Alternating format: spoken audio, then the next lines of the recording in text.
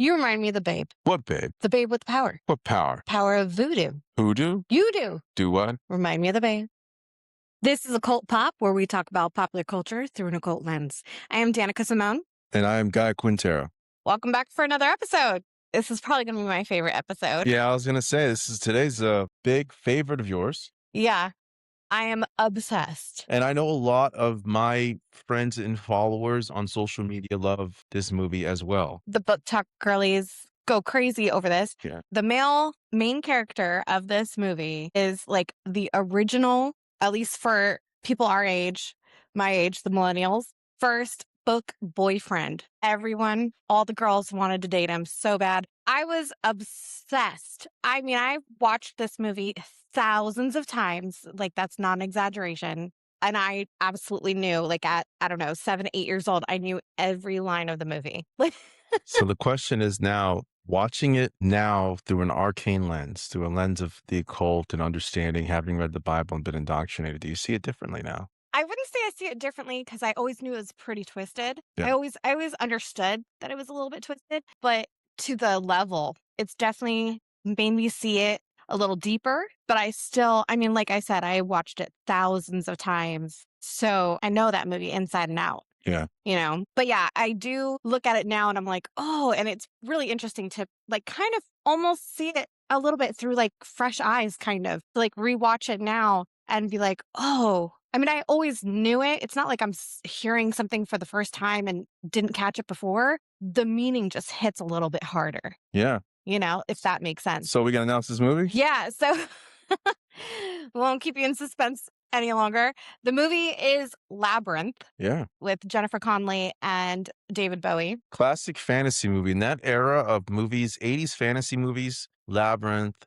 Legend, Willow, Conan the Barbarian, and many others that I probably, Deathstalker, many others that I probably haven't named. But that era of fantasy movies was just incredible, wasn't it? Oh, yeah. Yeah. I mean, you had Dark Crystal. Yeah. Neverending Story. Yep. Really good ones. Oh, yeah. What was the one with the witches? Was it just called Witches? Witches. Yeah. It was just called Witches. That one gave me nightmares. It was just a wonderful time for fantasy. Yeah, you had so many. It's just the element of fantasy in the 80s was just an incredible time. I remember it very fondly. I truly believe that this one, that Labyrinth, has aged very well. Yes. Oh, and if anyone's interested, the Book Talk Girlies, this year is the 40th.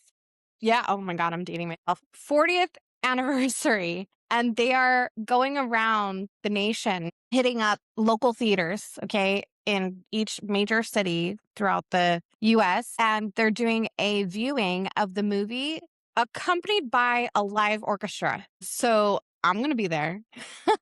Yeah, that sounds I'm going to be there. And let me know if you guys are going to go too, because I can't pass that up. And I'm going to totally fangirl out. You should. I'm going to get a t-shirt, like representing. I'm going to do something crazy. Sounds like a lot of fun. Yeah. So let me know in the comments if you guys have any plans to do it. I mean, we could be friends, you know, we could meet up, you know, we'll make it happen because we're a special breed. Let me tell you, we're a special breed. Anyway, so a quick synopsis for those who don't know what the movie is about. So Labyrinth came out in 1986. It's a musical fantasy film by Jim Henson and George Lucas. So Sarah, a girl with a vivid imagination and a penchant for fairy tales, is frustrated by having to babysit her crying baby brother. In a fit of teenage angst, she wishes the Goblin King, Jareth, the villain from her favorite book, would come and take the baby away. To her horror, the wish is granted. Regretting her actions, Sarah is given a 13-hour time limit to navigate Jareth's labyrinth and reach his castle in the center, or her brother will be turned into a goblin forever. Throughout her quest, she faces bizarre traps and meets eccentric companions, including a grumpy dwarf named Hoggle, a gentle beast named Ludo, and a brave sword-fighting fox knight named Sir Didymus. So I want to see, do you have anything to say about the movie? Yeah, a lot. I feel like it's a double entendre to a lot of what's happening in the Bible. Okay. You connect a lot of biblical stories, especially from the Apocrypha to the movie. It's really crazy. And it gets darker. It gets real dark. Okay, so let's talk about some of the most epic scenes, right? And tie it to the Bible. Immediately from the beginning, Sarah is very distraught, very unhappy, just a normal teenager, right? Freaking out, doesn't want to take these responsibilities. She's left alone to babysit her baby brother, who's crying all night long, and she just wants him gone. And I think she's jealous because he is one, the baby, but he's also like her half brother. So she is just like, I think there's a huge age gap difference. He's the baby. He's being treated like the baby. She feels like she's left out. She literally yells at her stepmom, I can't do anything right, can I? Like total drama. I mean, how many girlies can relate? How many girlies were in their room when they were a young teenager and playing with witchcraft and experimenting? I mean, I lit candles and I recited spells and stuff that I found off the internet. I mean, I tried some stuff, so I'm not surprised that she had this book, this story that she read, and she basically was so enthralled with it that she used the spell that was laid out for her in the book, and she recited it to have the Goblin King come and take her brother away. And this is why in a previous episode on our flagship show, I warn people to be careful with spell books, grimoires. If you don't know what you're saying, if you don't know what you're invoking, you could be bringing something upon your house that will be absolutely terrifying. And Jareth is a scary mofo. I also think that her intent was so strong. Yeah. Her will intent was focus. so strong. Yeah, elements of magic. It wasn't like she was just reciting it like, she really wanted it. Yeah, she really wanted it. And a lot of young women, I always say this, young women in general are very talented psychically, very powerful. So the gifted in the etheric layers naturally. So yeah, it all makes sense from a occult perspective. It really does. And I read, just like a side tangent really quickly, I read that during this time, even before, like in the 70s, David Bowie was heavy into the occult. That makes a lot of sense. Yeah. So he wrote these songs, and if you read the lyrics and like really listen to the lyrics when you're listening to the music, you're like, oh, that's dark. Yeah, because when you listen to the lyrics initially, it doesn't make any sense. Yeah. It doesn't make any sense as it applies to the movie as its superficial context. When you go deeper and you start realizing, well, he's talking about, you remind me of the babe. What babe? The babe with the power. There's only one babe with power that I know of. That's the Lord Jesus Christ. And, and then he starts singing about that. Well, one of the things that makes children special is that they're made in the reflection of, we're all made in the reflection of God. So you have the devil, Jareth. Am I saying that right? Jareth. Jareth is saying, you remind me of God because you're made in the reflection of God. Jesus. Well, Jesus is God. So, but Jesus was the baby. Jesus was a baby. So you remind me of a baby from the most notorious baby in the Bible is Jesus. The most famous baby ever, Jesus. So remind me of the baby. You remind me of the baby that is God that came down as a baby. Baby with the power. And then you're made in the image of that's what he's saying. You remind me of God. Yeah, exactly.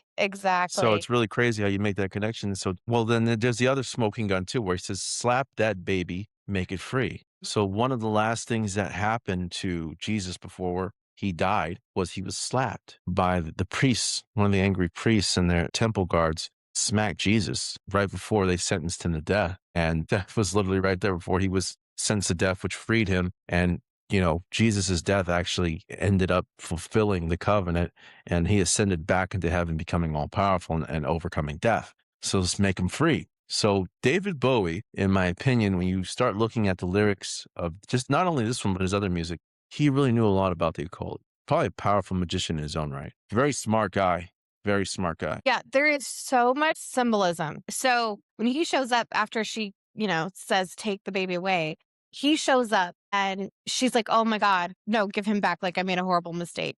I didn't mean it. Yeah. And he's like, oh, you didn't mean it. So basically, she agreed to a contract. She created a contract with him.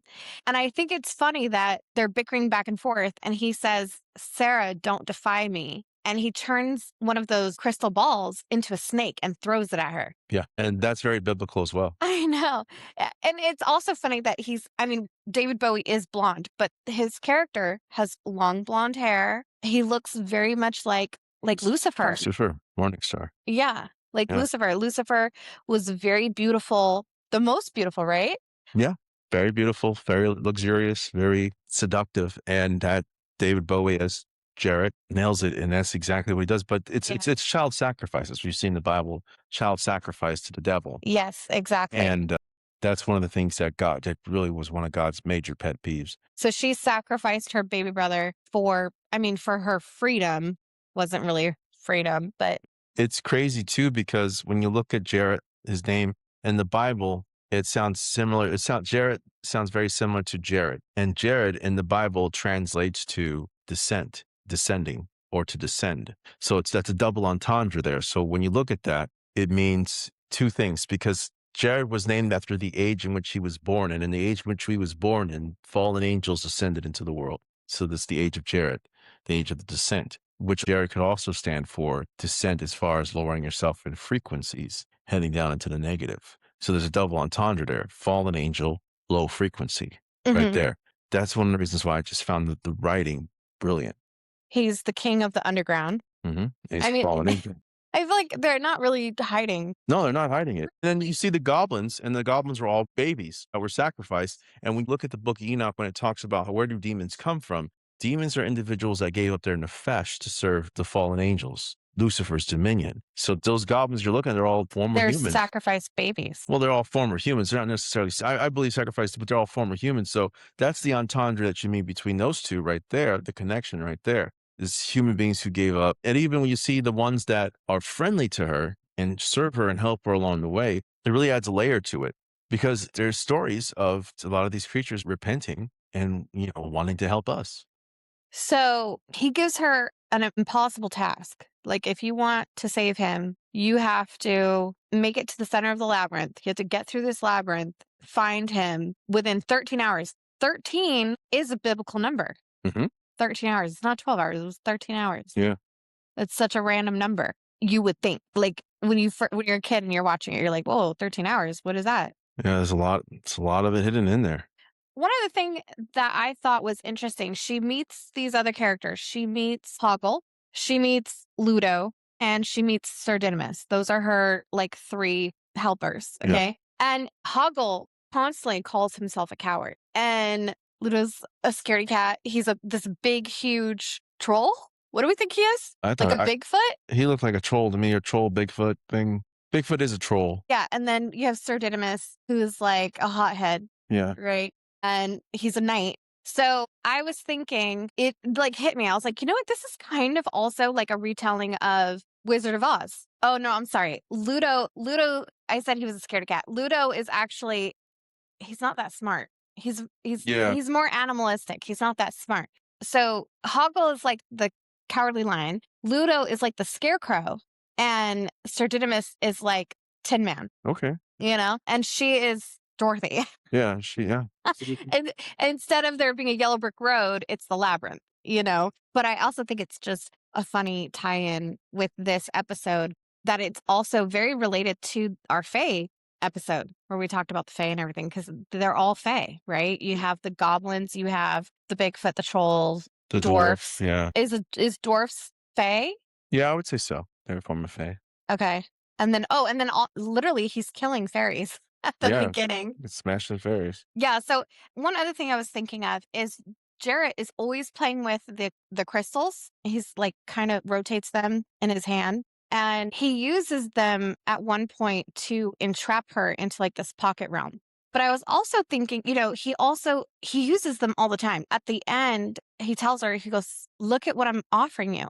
I'm offering you your dreams. And he's showing her a crystal. And it makes me feel like he's like, I have the world in my hands and I can give you the world. Like I'm like Lucifer is like, all you have to do is give me your soul and I'll give you all these things. And we got a taste of that in the Bible as well. You could see the same thing. It's a complete mirror of that, where Lucifer is offering Jesus the world. Oh, really? Yeah, he tries the temptation of the Christ. He tries to offer him the world. He offers him so much stuff, and Jesus says no. Well, I don't think this part with Sarah is about Jesus. This is about us. This is about Lucifer trying to tempt us to sell our souls. Well, all of us, everyone is tempted. Everyone is tempted. That's what I'm saying. Like, he's the salesman. Yeah. Right? And he wants to lure us in, show us a good time. I mean, literally the ballroom scene, she's dancing. It looks like a fairy tale and she's looking around, and what's supposed to be a beautiful moment these people all in masks, it's a masquerade, they're all laughing at her. They start laughing at her and it's like a menacing evil laugh. And I was looking at it and I was like, it makes me think of like kind of like Eyes Wide Shut, those crazy parties that you hear about that they have the celebrities and the billionaires go to, right? Where everything's lavish and everything's over the top and all these people have sold their souls and they're trying to act like life's great. Life's a party, right? And it's all an illusion. Come and join us, but it's all an illusion. And here's how you know it's an illusion because they're all wearing masks. One being that it's fake because they're all wearing masks. It's fake. It's not real. Two, they're deceiving you because they're putting on a false face to make you think it's a good thing. But I bet you if you were to take off their masks, you would see something ugly. Just like with actual servants of Lucifer who sold their soul. You know, you see most of them are miserable, absolutely miserable. They realize how bad the deal is. And then they look back and, you know, certain lyrics like Kanye West song, if I knew what I knew back then, I would have been walked out on your. So a lot of people that deal with the devil get buyer's remorse. That's why I always say, as a magician, first rule of dealing with demons, first rule of dealing with the devil, Don't deal with don't deal with demons. demons. Don't deal with the devil. Don't do it.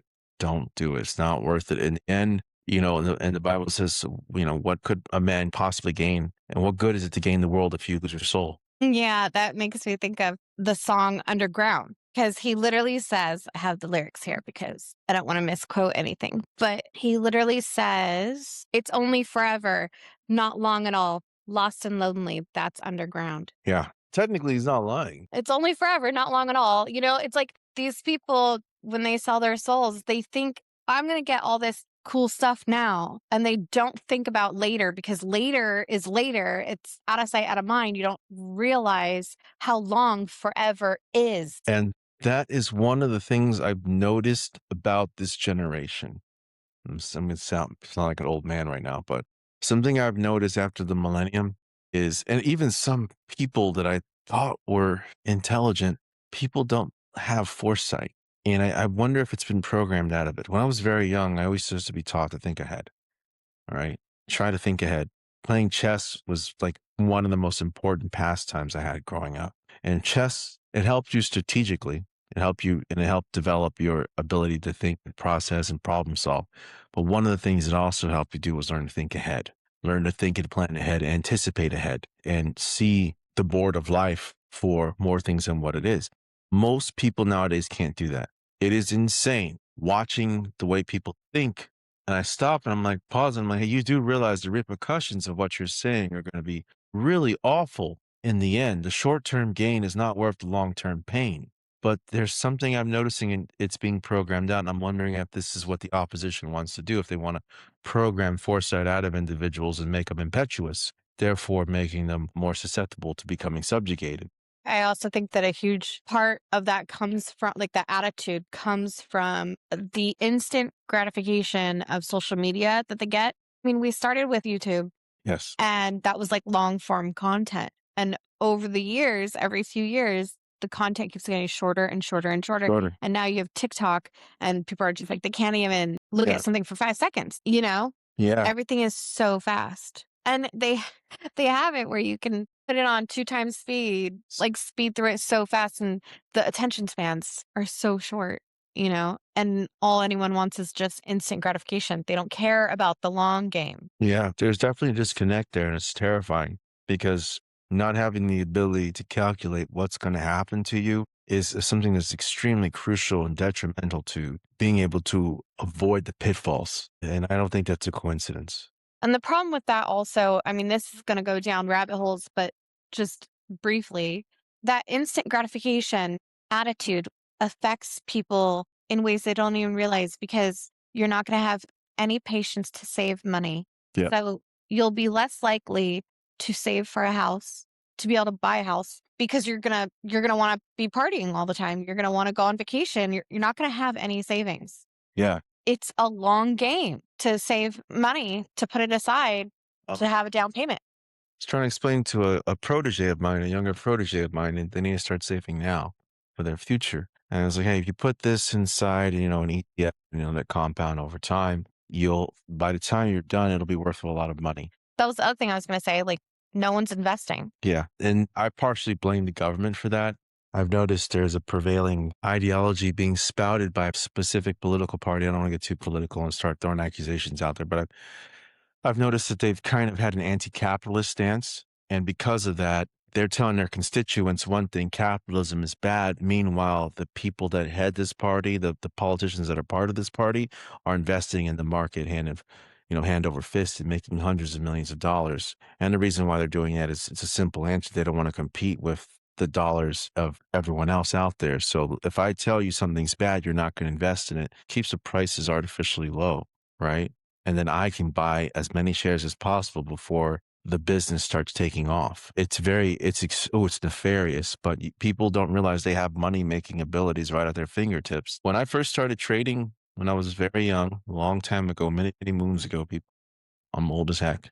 You had to walk into a broker, sit down, fill out a bunch of paperwork, and have cash on hand ready to deposit to buy, and then come back in later to get the certificate saying that you own the shares. So it was such a pain in the butt. Now you can make money on your cell phone, and that's the beauty of capitalism. But you have individuals who, once again, we're circling back to lack the foresight to anticipate the future. As you get old, when you get ancient like me, it gets harder to get up in the morning.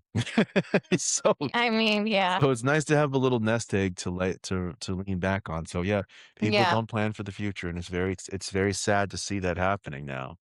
Okay, she's going down the labyrinth and she's like, what's going on? There's no turns. It's just goes straight and it goes on forever. And she meets this little worm and he goes, what are you talking about? There's turns everywhere. There's one right in front of you. And she's like, no, it's just a wall. And he goes, go through it. Go through it. And so she walks through it and all of a sudden she can, it's camouflage. Yeah. It's camouflage so you can't see the opening because it's like so perfectly camouflaged.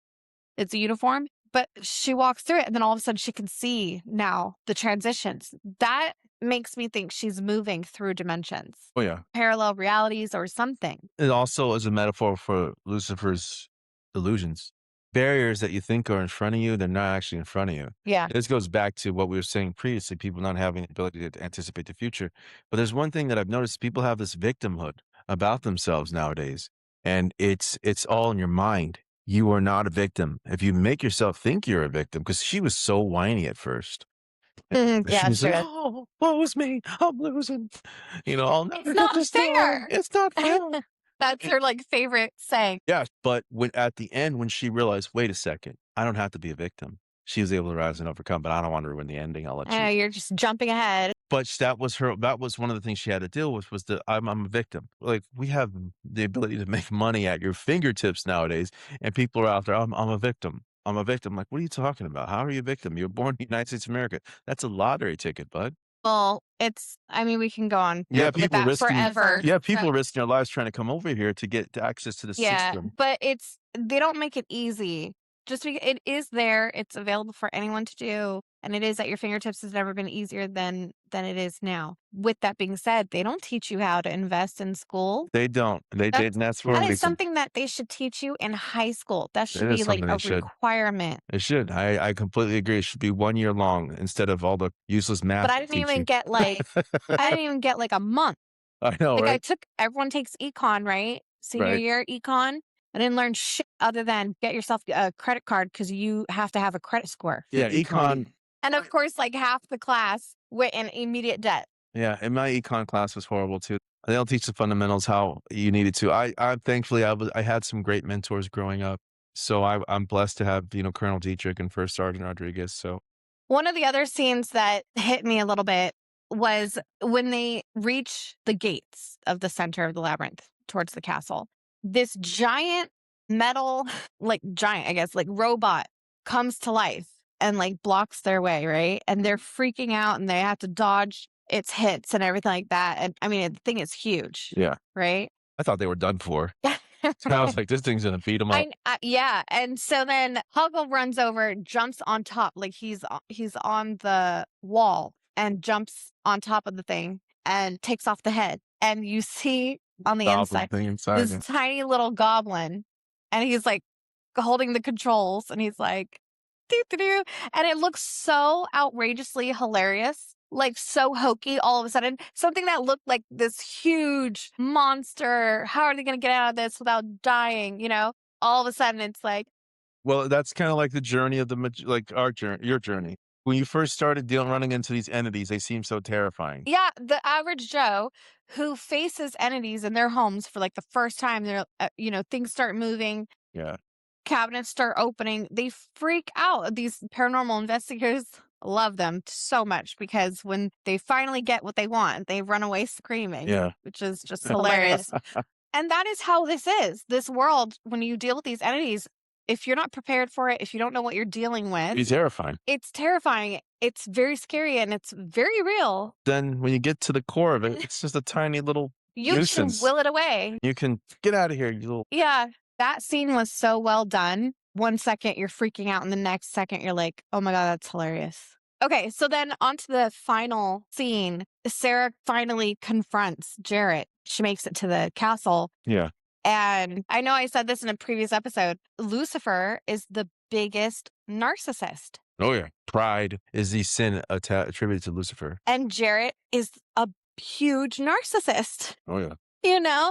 So she starts coming at him and he's like, I gave you everything. So he says, Sarah, beware. I've been generous up till now. I can be cruel. He was so cool to her. And she goes, what have you done that's so generous? And he goes, everything. I've given you everything that you wanted, everything you asked for. And he's like, and I'm exhausted of living up to your expectations. Yeah. And that shows that was very, very manipulative. Yeah. Everything I've done is I've done it for you. For you. It's all for you. And I'm exhausted doing this. Like, oh my God. And then the most epic line, he says, just fear me, love me, do as I say, and I will be your slave. I love how evil, I shouldn't say I love it, but it cracks me up how evil, after a while, when you expand your consciousness and you start to learn their tricks and you expand your intellect and your wisdom and you see the cognitive dissonance that they spew for what it is in an attempt to cause subterfuge. And it is just hilarious just watching. It's like, no, you twisted warp lunatic. That does not make any sense. Oh my God. Yeah. So the most powerful thing, how she banishes him, which in this conversation, you could see as she's reciting the spell, I guess, whatever you want to call it, the mantra, as she's reciting it, he is backing up. He Yeah. is scared of her. He knows, oh, shoot, she's going to mess me up. Like she figured it out. She figured out this puzzle. And so he's scared. The more she continues, he's backing up and he's like, he's scared of her. So the spell, the mantra that she says that gets rid of him and sets everything back to normal is through dangers untold and hardships unnumbered. I have fought my way here to the castle beyond the Goblin City to take back the child that you have stolen. My will is as strong as yours, my kingdom as great. You have no power over me. And that's very biblical. That my kingdom is great. Like Jesus says, the kingdom of God is within you. So that's what she's referring to. And you have no power of me, which is the truth. The devil has no power over you. Only she shed that victim mindset. When she was crying in the beginning, everything's unfair. I can't do this, blah, blah, blah, blah, blah. Nothing's right. She shed it. And once she accepted her true power and realized, I'm not a victim, you have no power over me, she broke free and was able to banish his evil. Yeah.